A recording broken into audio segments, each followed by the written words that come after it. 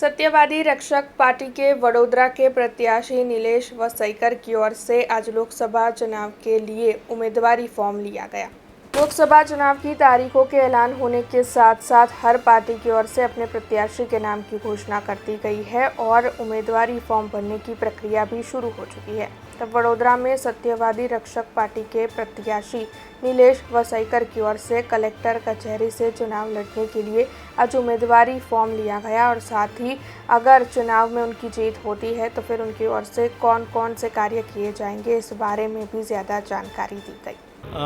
જે રીતે 30 વર્ષથી ભારતીય જનતા પાર્ટીનું શાસન રહેલું છે અને લોકોને ઉલ્લુ બનાવવાનું કામ કરેલું છે, વિશ્વાસઘાત કરવામાં આવેલો છે, તેના જ કારણે આ વખતે લોકસભા જે ઇલેક્શન છે, લોકસભા ઇલેક્શન હું પોતે ચૂંટણી લડી રહ્યો છું અને ઉમેદવારી ભરતી વખતે એક સોગંદનામું પણ હું રજૂ કરવાનો છું, જેની અંદર જે મારો સાંસદનો જે પગાર છે એ પગાર બી મેં વિધવા બહેનો માટે પૂર્ણ આપી દઈશ.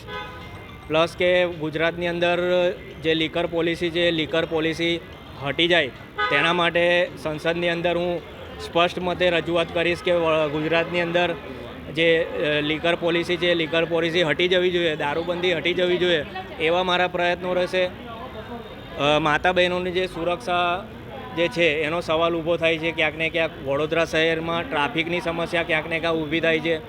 વડોદરા શહેરની અંદર, શહેર જિલ્લાની અંદર ખેડૂતોના પ્રશ્નો છે, જે લારી ધારકોના પ્રશ્નો છે. પાણીની અંદર એકચ્યુઅલીમાં કેવું છે કે આજવાથી જે આજવા સરોવરથી પાણી આખા વડોદરા શહેરને મળે છે અને ક્યાંક ને ક્યાંક મારા એવા પ્રયાસો રહેશે કે જે અત્યારે આ સમસ્યા આવી છે, લોકોને વડોદરા શહેરમાં પીવાનું પાણી નથી મળી રહ્યું.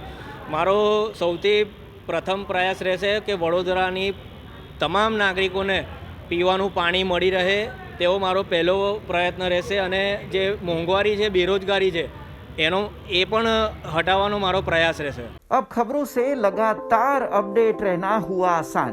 BRG न्यूज आपके मोबाइल स्क्रीन पर आज ही BRG न्यूज की mobile app Google play store और ऐप स्टोर से डाउनलोड करें और खबरों से लगातार जुड़े रहें।